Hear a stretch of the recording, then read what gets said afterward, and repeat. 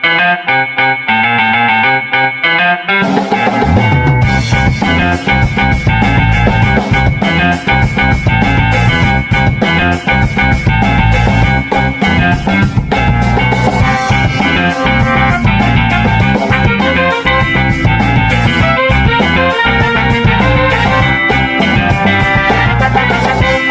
ngomongin birokrasi ala-lan. Halo kawan, ketemu lagi di obrolan omongin birokrasi ala-lan. Sebelum kita mulai, saya ada pantun nih satu mengawali bincang-bincang kita hari ini. Makan lontong di tengah sawah, warnanya putih, rasanya menggugah selera. Sudah hadir bersama kita Mbak Metia dan Mas Hifzi Nur Fahma, peserta terbaik ASN Talent Academy. Kita sambut dengan meriah. Thank you, baik. Untuk kan biar kenal kita harus kenalan nih. Tak kenal maka kenalan, seperti itu ya. Maka saya nih mempersilahkan teman-teman untuk memperkenalkan diri dong. Silakan dari Mas Hifzi duluan. Boleh. Oke. Baik, kawan-kawan, perkenalkan saya Hifzi Nur Fahma. Saya analis kebijakan dari Pusbangkom TSK ASN di Lembaga Administrasi Negara. Mungkin itu aja ya, cukup ya? Baik, oke Mas Hifzi, silakan Mbak. Halo kawanlan ya sebutnya ya. Kawan. Halo kawanlan, perkenalkan saya Metia Pratiwi, saya analis kebijakan dari Kementerian Sekretariat Negara. Baik, oke. Ini satu internal, Orang dalam. satu tetangga ya, tetangga Yeah. dekat seperti itu. Tapi kawanlan ingin tahu nih, teman-teman, aku panggilnya teman-teman ya, seperti Yeah. itu. Tugas dan fungsi kalian, mungkin kalian seperti apa atau mengerjakan apa saja di instansi masing-masing. Mungkin kita mengalah dulu ya, untuk internal dulu ya. Kita kasih kesempatan untuk tetangga kita, silakan Iya, Mbak thank Metia. you Mbak. Jadi memperkenalkan diri dulu tadi udah ya. Saya Metia Pratiwi, saya analis kebijakan. Tugas dan sehari-hari tentu kita mendukung dari unit kerja. Kebetulan saya di asisten deputi pengelolaan bahan kebijakan, deputi bidang hubungan kelembagaan dan kemasyarakatan. Nah, tugas sehari-harinya itu apa sih? Tugas sehari-harinya memberikan dukungan penyiapan dan analisis bahan kebijakan untuk Pak Menteri, Mbak. Jadi memang kebetulan unitku ini strategis langsung melayani Bapak Menteri. Nah, apa aja sih yang kita persiapkan biasanya untuk Pak Menteri? Biasanya kita menyiapkan rekomendasi kebijakan, terus juga kajian strategis, nyiapin apa lagi? Sambutannya Presiden, sambutan Mensesnek, kemudian bahan-bahan acara beliau, terus mempersiapkan bahan untuk audiensi, termasuk juga kita mengembangkan arahan dan gagasan Pak Menteri. Jadi seputar dengan kebutuhan Pak Menteri sehari-hari. Wow, oke, luar biasa ya. Jadi ini kalau kita lihat sepak terjang Pak Menteri di depan layar, maka Mbak ini adalah salah satu supporternya gitu ya, supporting atau unitnya mensupport bahan-bahan yang disampaikan oleh Pak Menteri seperti itu. Jadi ya. kalau lihat-lihat dari Pak Menteri angle-nya lagi sambutan ya kurang lebih sama lah. Yeah. Mirip-mirip. Oke. Kemarin kan juga sempat ngasih sambutan kan di acara itu ya, kurang lebih sama sih Mbak. Kayak gitu. Oke, wah luar biasa banget ya tugas dan fungsinya ya. Sangat strategis, bukan cukup strategis lagi, sangat strategis. Oke, silakan. Kalau Mas Hifzi, Yeah. sehari-harinya? Oke, kalau tadi Mbak Metia sangat strategis sekali ya. Dia memang pembisik dari Pak Menteri. Wah. Kalau saya sih tadi sempat disebutkan saya dari Pusbangkom TSK ya, Ya. Pusat Pengembangan Kompetensi di LAN, dan kalau di kami memang sehari-hari itu mengurusi terkait dengan pengembangan kompetensi ya, terutama pelatihan, itu pelatihan teknis, fungsional, kemudian ada sosial kultural juga. Dan kebetulan karena saya juga analis kebijakan, ya mungkin lebih heavy-nya di pelatihan fungsional terkait dengan calon analis kebijakan, kemudian juga pelatihan khusus analis kebijakan.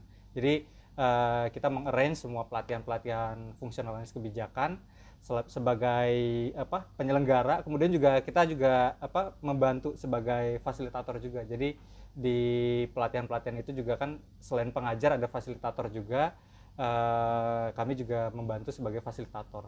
Dan karena memang lebih berat di bagian pengembangan kompetensinya, kalau tadi kan Mbak Metia ini ya sebagai pembisiknya, kalau saya lebih sering membantunya ke arah WI ini, jadi bikin bahan ajar, bikin modul-modul pelatihan ya, jadi lebih ke arah fokusnya ke pengembangan kompetensi. Loh, tapi Jadi kan aku seperti belajar itu. dari kamu Mas, Nah, ya ini kan? saling support, saling support. Salah satunya ya seperti ini nih ya kan, jadi Iya. luar biasa nih Mbak Metia nih. Oke. Seperti itu. Dan mungkin teman-teman kawan di sana melihat ya sosok-sosok atau profil mereka ya masih muda-muda dan memang secara usia memang sangat masih sangat muda seperti itu. Dan perlu diinformasikan juga nih kawan-kawan bahwa Mbak Metia dan Mas Hifsi ini adalah 40 peserta terbaik yang lolos tahap bundling dari ribuan bahkan 3 peserta ribuan, ya? betul 3.000-an peserta ASN Talent Academy. Dan ASN Talent Academy itu sebenarnya merupakan salah satu pelatihan ya yang sangat strategis seperti itu, dan memang diikuti oleh berbagai ASN muda yang bertalenta dari seluruh Indonesia. Dan perlu diinformasikan juga bahwa Mbak Metia ini adalah peserta terbaik pertama. Yeay, ASN Talent Academy 2024. Selamat. Terima kasih, Dan semoga sukses ke depannya. Amin, Kita juga amin. perlu tahu nih nanti kawan-kawan, kita akan minta penjelasan sedikit ya, seperti apa sih kegiatan mereka seperti itu. Nah, ini mungkin kawan-kawan di sana ingin tahu juga nih, sebenarnya bagaimana sih proses yang kalian lalui sampai di tahap bundling atau bahkan menjadi 2 dari 40 peserta terbaik ASN Talent Academy. Mungkin siapa yang mau sharing duluan nih? Oke, boleh ya? Jangan Oke. rebutan. Ambis dua-duanya. Enggak, jadi Silakan. ya mungkin sedikit sharing ya. Jadi memang ASN Talent Academy kan yang tahun 2024 ini dimulai itu pas sebelum puasa ya, saya ingat saya tuh. Jadi Bulan April. bulan April ya. Itu kita pertama dapat undangan di WA group ya. Sangat banyak sekali, sampai ada beberapa WA group. Dan di situ mulai pelatihan secara unbundling gitu ya. Unbundling, jadi kita ikut webinar, ada beberapa series webinar, dan di setiap series itu ada semacam ujiannya ya untuk evaluasinya. Dan kalau kita lolos dari seminar dari ujian evaluasi itu, baru nanti masuk ke tahap klasikal ya, atau bundling seperti itu. Dan itu waktunya juga cukup lumayan panjang ya, kurang lebih berapa bulan ya? 5 bulan 6 bulan lah. 5 bulan ya, sekitar 5 bulan. Jadi ya itu, kita harus fokus dan mengikuti setiap tahapan tuh dengan sungguh-sungguh sih kalau menurut saya ya. Jadi memang prosesnya nggak langsung kita ikut, nggak seperti pelatihan-pelatihan yang seperti biasa ya, karena saya juga tahu pelatihan-pelatihan yang teknis, pelatihan fungsional ini memang benar-benar beda. Jadi kita harus benar-benar fokus supaya memang bisa mengikuti ini sampai ke tahap bundling seperti itu ya. Mungkin dari Metia mau nambahin? Tapi sebelum menjawab pertanyaan Mbak Mariana tadi ya, soal prosesnya gimana sih gitu. Jadi perjalanan kemarin setelah pengumuman juara 1 ASN Talent Academy, itu uniknya memang dari Kemensetnek kan nge-publish di Instagram ya. Dan kemudian setelah publish ada pegawai Kemensetnek juara 1 di ASN Talent Academy Nasional gitu kan.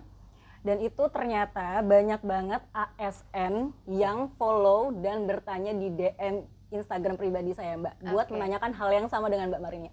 Jadi kayak, gimana sih Kak proses bisa mengikuti ASN Talent Academy, terus tahapan-tahapannya gimana, terus tips and trick dari Kakak gimana.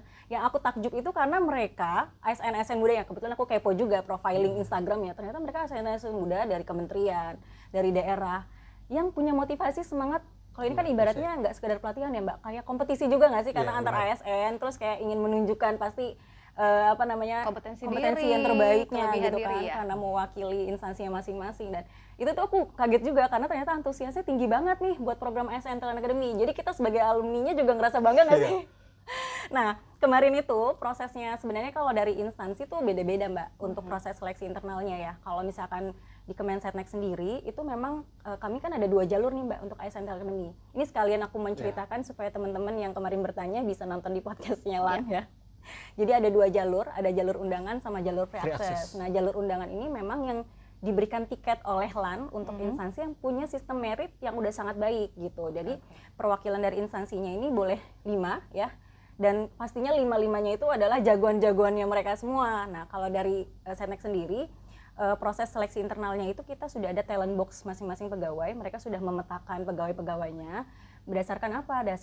Berdasarkan kayak kinerjanya mereka selama ini, terus pengalaman global exposure-nya, kemudian penghargaan atau inovasi yang pernah didapatkan ya, terus sama hasil-hasil ujian, karena kan memang di instansi pasti ada ujian-ujiannya. Nah, jadi dari penunjukan instansi dari Setnek, kemudian terpilihlah 5 di perwakilan Setnek, dan kebetulan alhamdulillah yang lolos Saya pribadi gitu. Satu orang saja. Satu Satu sebenarnya. orang saja, Lalu oke. kemudian nanti ada penambahan dari teman kami juga ya dari Setnek. Iya. Nah, cuman di jalur undangan itu kita ngerasanya ketat banget nggak sih Mas? Iya. Ya ketat banget, dari 100-an lebih terus diambil 30 Mbak. Ya. Nah, kalau yang jalur undangan dari yang tadi ribuan itu diambil 10. Iya. Mm-mm. Yang Jadi- free access. yang free access, oh ya. sorry, yang free access 10, yang jalur undangan diambil Iya. 30. Jadi itu berasa banget kompetisinya. Di satu sisi kita belajar bareng, tapi tetap kayak oke, dia nih calon-calon kompetitor gue nih, ya kita kan kayak tetap ada rasa was-wasnya juga. Itu jadi tantangan buat kita sih, kayak harus ngelakuin yang terbaik nih buat mewakili instansi. Ya nggak Ya, sih? benar-benar. Mungkin sedikit nambahin Ya. ya. Tadi kan Mbak Metia menyebutkan tuh ada 30 yang jalur undangan dan 10 jalur free access.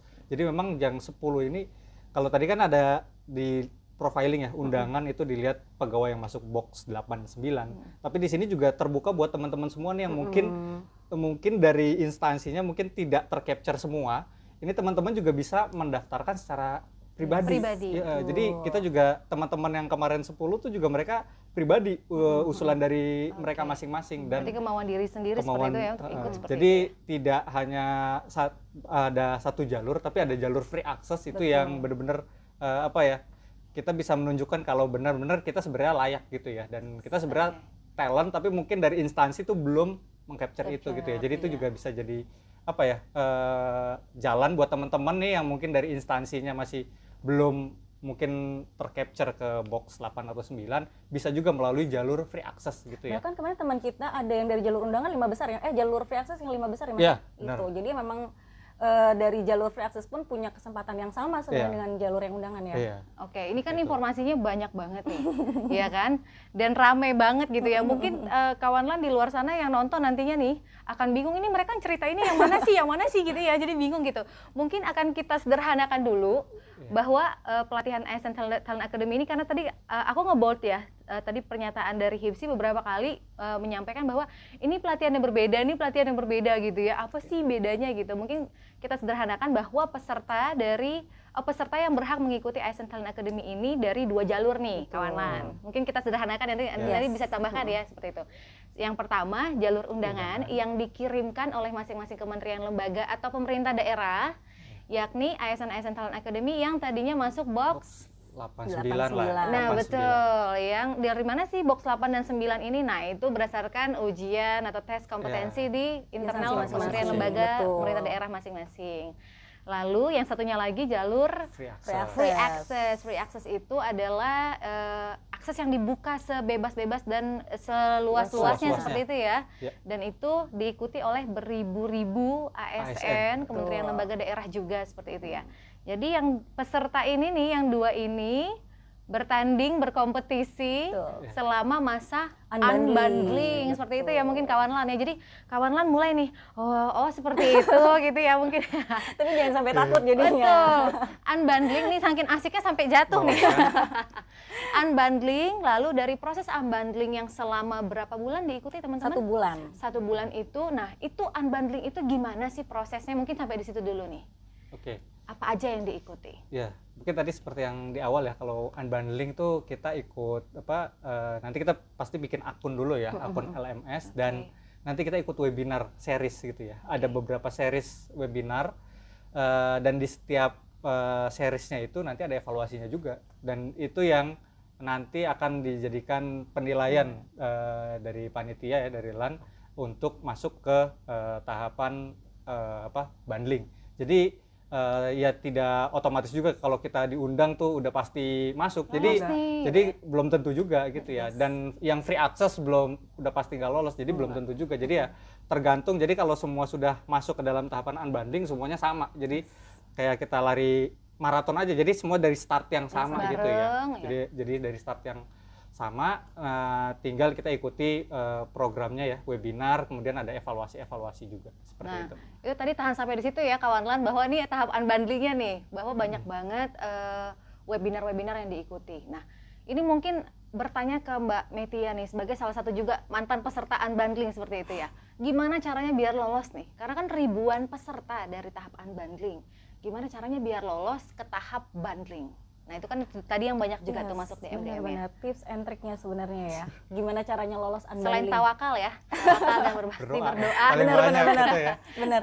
Karena di Nomor proses satu unbundling berdoa. ini Mbak, kayak tadi mungkin Mas Hifzi bilang, kita ada evaluasi, dan itu sebenarnya tiap hari setelah kita webinar itu kita harus mengerjakan kuis ya Mas. Ya. Kuisnya itu nggak cuman harus tepat 100 kalau bisa ya, kalau bisa Harus cepat. cepat. Nah jadi juga lihat dari tepat dan cepat. Jadi mempertimbangkan itu akhirnya nilainya diakumulasi, barulah lolos di unbundling. Nah saran dari aku nih, tips dari aku, proses unbundling ini kan terjadi saat kita sambil bekerja ya. Jadi harus manajemen waktu yang baik banget sih, karena kita sambil bekerja tapi kita juga harus mengikuti webinar, memahami materinya. Tapi kalau memang ya namanya ASN harus sambil bekerja, kalau memang tidak bisa mengikuti webinar saat itu, kita bisa sebelumnya mempelajari Baca, dulu nih ya. materinya. Kalau aku biasanya malam nih Mbak. Biasanya malam kalau sudah diberikan sama panitia, aku pelajari dulu, setidaknya ketika nanti aku sambil webinar tuh ada yang nyantol dulu lah, udah ada yang ada di pikiran aku. Terus nanti setelahnya itu kalau memang bener-bener nggak sempat, ya udah selesainya kita replay tayangan yang awal Iya. aja. Berarti Gitu. harus diingat ya kawan lan bahwa ketika kamu belajar 1 kali, ini ada orang yang belajar sampai 5 kali, 6 kali nge-review sendiri sampai tengah malam nih, jangan-jangan nih gitu Dan ya. aku tuh memang tipe pembelajarnya harus pakai nulis ya Mbak, jadi kayak nggak Oke. bisa cuman baca paparan atau apalagi menggunakan laptop. Jangan-jangan gitu. pakai mind mapping nih. Nah, aku Jadi pakai ketika- mind mapping, jadi memang cara belajar kan tipe orang beda-beda ya Beda-beda. biar efektif. Nah, dari mind mapping itu dan perlu melihat apa-apa yang kira-kiranya perlu di-highlight, dan biasanya itu yang keluar ya Mas ya, Iya. di quiz dan evaluasi. Jadi kalau evaluasi itu Mbak, dalam seminggu itu kan seriesnya beda-beda nih. Misalkan topik dalam seminggu itu mengenai tentang self efficacy atau problem solving atau critical thinking. Nah, itu di akhir minggu itu akan ada evaluasi, selain harian itu ada tugas ada ujian kuis Kuis. gitu. Oke, Jadi banyak banget emang Jadi ujiannya. kuis selalu ada evaluasi di setiap materinya, Iya. dan di akhir nanti semua materi itu ada evaluasi Iya, lagi iya. seperti itu ya. Evaluasi itu ujian ya, Iya. betul, kita Betul. mengevaluasi materinya. Betul. Jadi ya. Dan ini mungkin nambahin juga sedikit ya. Kan kalau di setiap evaluasi atau kuis kita dikasih beberapa kesempatan tuh ya. Oh iya. Jadi kalau menurut saya dimaksimalin aja gitu ya. Betul. Karena kan itu nanti akan dipilih nilai yang tertinggi gitu ya. Jadi jangan sampai kita ujian evaluasi sekali dapat nilai 85 udah puas gitu ya. Karena saya tanya nih yang lolos itu nilainya 100 semua gitu ya. Yes, benar. Jadi kalau misalkan kita ngerasa di ujian pertama ngerasa nilai 85 atau 90, kita udah merasa cukup bagus.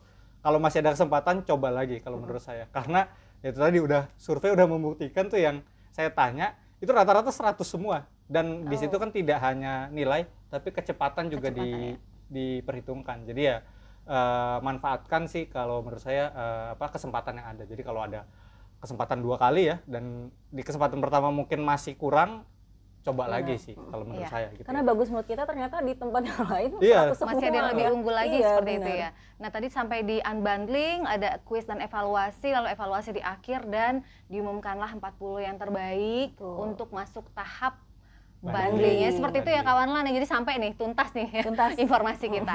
Nah learning product dari pelatihan ini kan adalah aksi perubahan. Nah kalau dari Mas Hifzi dan Mbak Mbak Metia. Metia, mungkin boleh diinformasikan apa sih judul dan seperti apa aksi perubahan ini secara singkat aja. Oke, baik, kalau saya sih, karena kan tadi saya juga backgroundnya di pengembangan kompetensi ya di Pusbangkom TSK ASN.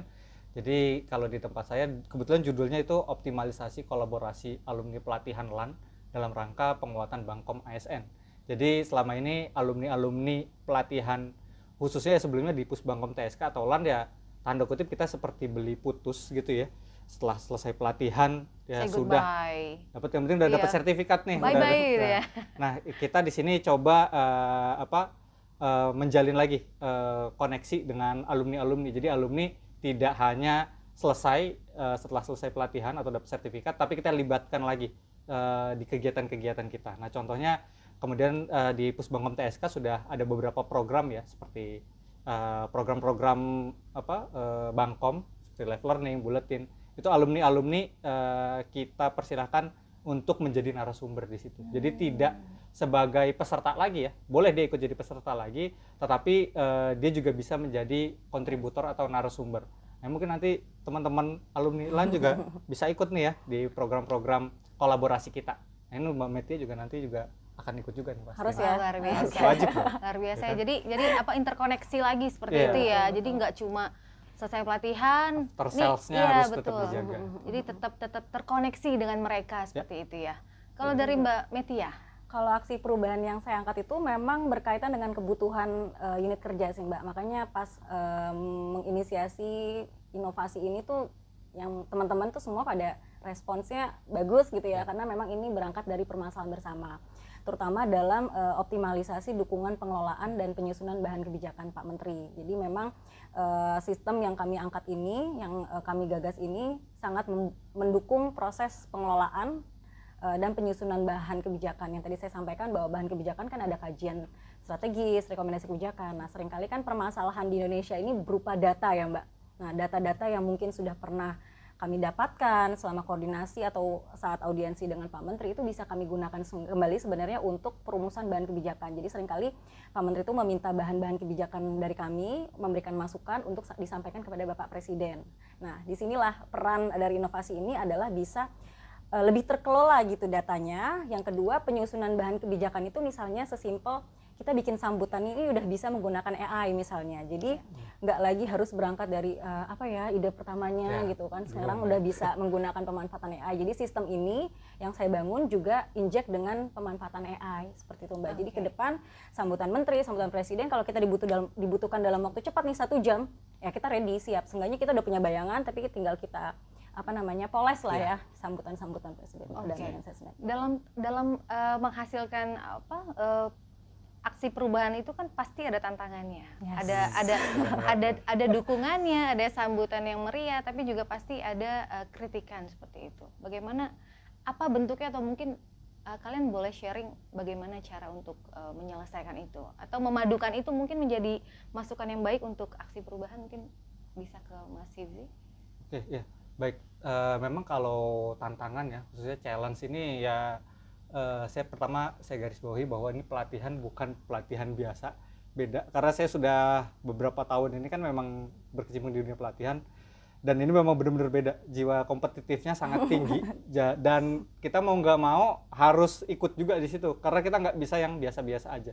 Dan karena memang jiwa kompetitifnya tinggi, ya tuntutannya juga semakin tinggi. Dan kalau menurut saya di rangkaian pelatihan ini yang paling challenging atau menantang tuh pada saat off kampusnya, Mariana ya. Jadi kan memang kita tadi setelah tahapan bundling, kita ada masuk kelas dulu ya, kemudian kita ada magang ya, mungkin nanti disinggung juga magang di korporasi, kemudian kita ada benchmarking, kemudian bikin rencana aksi perubahan, setelah itu baru off kampus. Nah, off kampus ini yang benar-benar challenging karena kita harus bisa menggabungkan, pertama harus memanage tim efektif.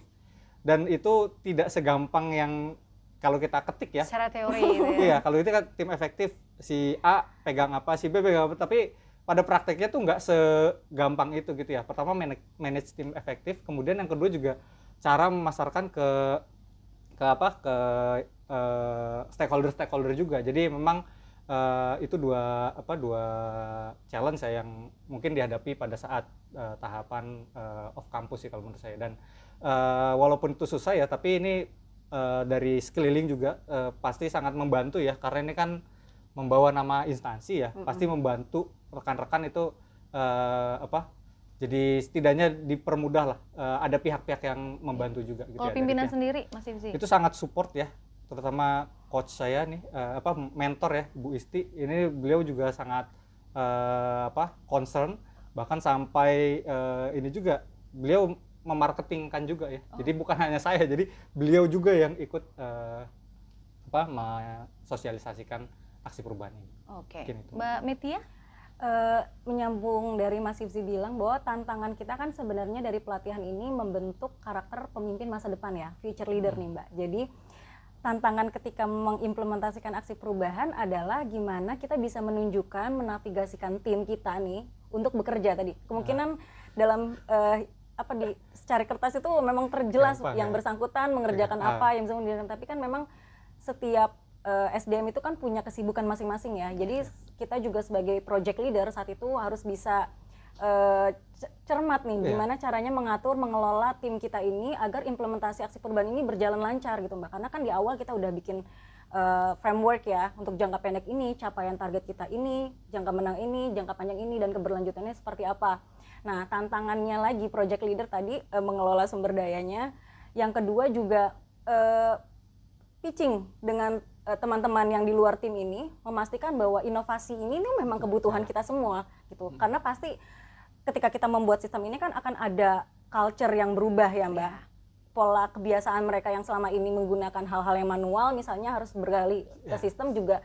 Kita harus pasti secara psikologis mereka akan apakah iya ini benar-benar membuat semua siap dengan perubahan, nggak ada, pasti ada yang resisten. Makanya itu di sini peran project leader bersama tim juga harus bisa pitching ke mereka bahwa memang yang kita buat ini kebutuhan kalian, ini visi misi kita bersama, ini bukan kebutuhan saya sebagai ASN Talent Academy, peserta ASN Talent ini untuk mencapai inovasi ini gitu ya, mendapatkan nilai ini, bukan, tapi goalsnya adalah lebih dari itu. Sistem ini bisa membantu unit kerja bahkan sampai level instansi, dan kalau bisa sistem ini bisa direplikasi di tingkat nasional gitu Mbak. Nah, tantangan buat saya sendiri yang paling besar adalah ketika sistem ini sudah jadi, saya kemudian memperkenalkan kepada Pak Menteri, Bapak sekarang saya punya inovasi bersama tim, sistemnya seperti ini. Itu luar biasa Mbak, saya ngerasanya kayak, itu melebihi dari ujian tesis, karena sesimpel, oh iya ini berguna untuk saya misalnya. Saya harus bisa memastikan bahwa customer saya, dalam hal ini Pak Menteri, kemudian asisten deputi pengelolaan bahan kebijakan juga benar-benar merasakan manfaatnya. Makanya di dalam program pelatihan ini Mbak, kita juga diajarkan metode design thinking. Jadi kita bisa meng-capture customer kita itu kebutuhannya apa. Kemudian kita menerapkan sisi empatinya gitu ya. Jadi kita nggak ujuk-ujuk berdasarkan pemikiran kita sendiri kalau ini mereka butuh, enggak, tapi berdasarkan dari kebutuhan mereka. Kita survei, kita berdasarkan data dan faktualnya mereka ya, butuhnya apa sih selama ini kendala mereka. Jadi tantangannya selama itu prosesnya panjang gitu ya. Jadi membuat aksi ini tuh bukan kayak membuat candi, tapi dengan batas waktu yang cuma sebulan selama menerapkan aksi perubahan ini di instansi, ya luar biasa sih Mbak memang. Dikejar waktu juga, tapi juga harus memastikan bahwa ini memang bermanfaat dan memberikan manfaat untuk berkelanjutan seperti itu. Nah, tadi saya ada satu dengar tentang magang korporasi seperti itu ya, dan itu imbasnya pasti luar biasa karena cara kita atau gaya kita di pemerintahan dengan di korporasi kan memang sangat berbeda, ritmenya pasti berbeda. Nah, mungkin sejalan dengan itu, maksudnya imbas atau impact dari kalian magang di korporat itu seperti apa sih manfaatnya atau pengaruhnya untuk bukan hanya keberlanjutan proyek inovasinya, tapi secara diri kalian sendiri nih sebagai ASN, karena kan kalian mewakili ASN sebenarnya, berkompetensi tapi menunjukkan bahwa ASN tuh yang muda tuh sebenarnya memiliki potensi seperti ini. Seperti apa sumbangsihnya atau mungkin pengaruhnya, imbasnya, impactnya dari magang itu? Mungkin Mbak Metia dulu boleh? Sabar ya. Jadi kalau kemarin saya kebetulan mendapatkan kesempatan magang di Pertamina Mbak. Jadi seminggu magang di Pertamina. BUMN ya? Betul. Dan yang kedua di PGN. Jadi ini pengalaman yang sangat luar biasa buat saya. Karena dulu saya ketika lulus kuliah langsung jadi PNS, jadi belum sama sekali merasakan gimana perjuangan kerja di BUMN atau swasta gitu ya. Nah, yang uniknya saya pernah cerita sebelumnya sama teman-teman penyelenggaraan, ketika saya mau magang itu H-1 rasanya deg-degan Mbak. Padahal saya ngerasa saya udah jadi PNS 10 tahun, ngapain saya harus deg-degan gitu kan. Karena itu tadi, kita melihat mindset kita adalah, wah korporasi itu pasti orang-orangnya profesional gitu. Padahal banyak juga kok birokrasi kita yang udah oke gitu ya, secara kompetensinya, pendidikannya gitu.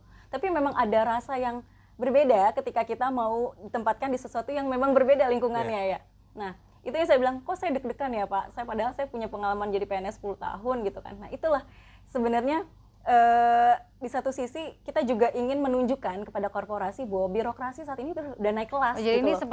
seperti kita masuk tapi juga kita mempromosikan bukan cuma diri kita tapi lingkungan kita sebagai ASN seperti itu. Betul. Jadi jangan kita berharap bahwa kita yang cuma butuh mereka untuk belajar, tapi mereka juga bisa belajar dari kita. Langsung gimana gitu, langsung sedih gitu ya ketika masuk korporasi misalnya, malah justru jadi peluang kita gitu untuk memperkenalkan dunia peluang ASN. kita buat menunjukkan bahwa birokrasi udah naik kelas, bahwa teman-teman korporasi juga bisa belajar dari birokrasi. Jadi di sana sebisa mungkin kita juga menunjukkan perform kita sebagai birokrasi ASN Talent Muda. Itu kan itu Mbak Metia menunjukkan. Nah, maksudnya kalau secara dari korporasi atau dunia korporasi, dunia kerjanya seperti itu, apa yang bisa Mbak Metia tarik dan nanti bisa dilakukan pasca magang itu seperti apa?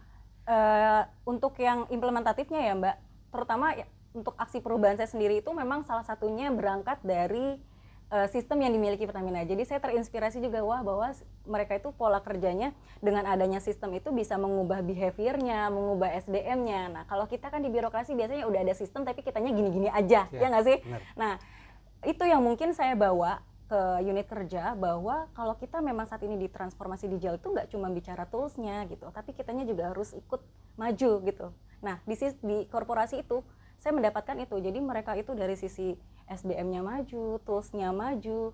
Nah, kemudian ada juga yang mendorong kita buat growth mindset nggak sih Mas? Jadi kayak benar. kita tuh harus berpikiran Harus maju buka ke depan gitu. peluang. Kalau maju memang ke depan ya Mas. Maksudnya berpikiran maju Mundur ke nih. belakang ya. Iya, benar. Berpikiran maju kalau perusahaan kan atau korporasi gini ya Mbak, cara berpikirnya kalau mereka nggak bisa inovatif ya mereka eksistensinya akan mati ya kan, nggak bisa survive. Nah kalau birokrasi kan memang karena di zona nyaman, Lebih stabil ya. iya Lebih stabil. Jadi nah itulah yang harus kita munculkan growth mindset ini, bahwa birokrasi nggak bisa gini-gini aja nih. Aku tangkap banget sampai di situ. Masih sih. Kalau tadi ya, pertama saya setuju terkait bahwa pertama sih stigma ya, bahwa swasta itu lebih bagus dibanding pemerintahan. Ternyata nggak semua seperti itu. Jadi ada juga yang memang pemerintahan tuh ya, ASN itu yang memang bagus, top performance ya. Bukan Jadi ada ya, semua sekarang government Indonesia maju loh. jadi kita jangan termakan stigma bahwa PNS tuh hanya main Zuma gitu ya. Karena itu memang tapi itu yang tercapture di masyarakat. Nah ini tugas kita untuk mensosialisasikan bahwa ASN, PNS itu juga Mengubah performanya stigma itu ya, mengubah Mas. stigma. Iya. Dan kalau dari proses magang itu yang saya dapat ya, kebetulan saya magangnya di PLN, itu yang saya dapat adalah cara mereka mengelola customernya ya, customer relationship-nya ya. Walaupun mereka BUMN juga, tetapi mereka setengah pemerintah, setengah swasta dalam pengelolaan customernya itu sangat luar biasa gitu ya. Jadi mereka melakukan pemetaan customer. Jadi treatmentnya ya berbeda-beda juga karena kan setiap customer tuh berbeda-beda ya. Wilayah mungkin berbeda. Wilayahnya, kemudian tingkat pendidikannya. Jadi memang treatmentnya berbeda-beda dan dipetakan juga. Jadi memang ada treatment khusus ya untuk yang mungkin level-level VVIP gitu kan, ada yang level biasa reguler agar lebih tepat sasaran. Nah ini juga mungkin bisa replikasi di kita nih di ASN karena kan sebenarnya customer kita tuh justru masyarakat Indonesia ya. Yes. Jadi dan kita jangan menyamakan semua, mungkin bisa dipetakan juga agar treatment yang diberikan kepada customer tuh bisa sesuai kebutuhannya. Iya, bisa tepat sasaran. Wah, luar biasa ya. Jadi tahu dong kalian kenapa mereka menjadi 40 peserta terbaik ya. Dan ini karena waktu juga nih mendekati, mungkin satu pertanyaan terakhir, namun bukan menjadi akhir.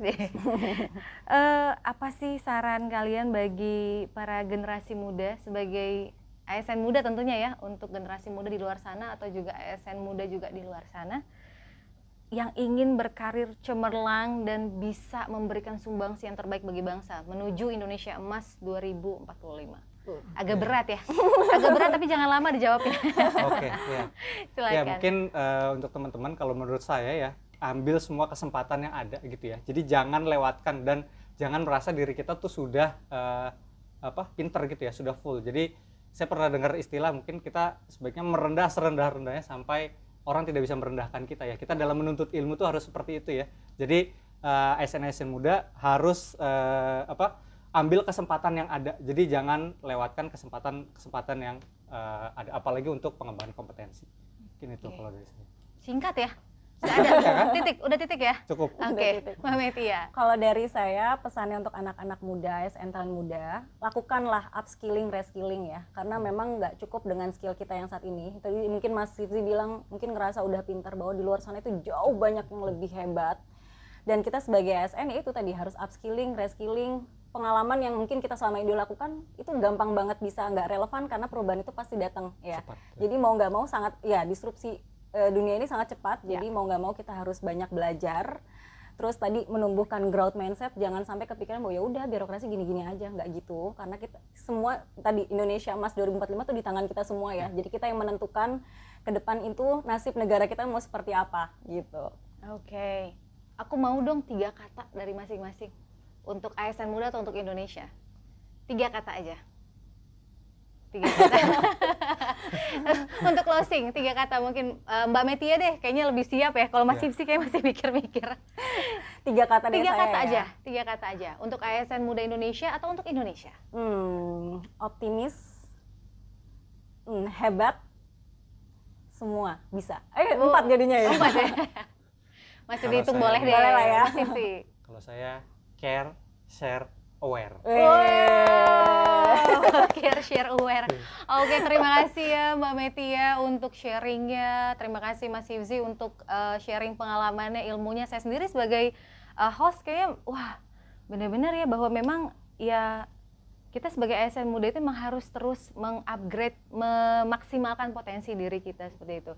Dan karena waktu juga yang memisahkan kita, maka sepertinya sampai di sini dulu obrolan kita dengan 4 perwakilan dari 40 peserta terbaik ASN Talent Academy. Dan kalau tadi sudah ada pesan dari Mbak Metia dan Mas Hipsi, maka satu pesan dari host juga nih.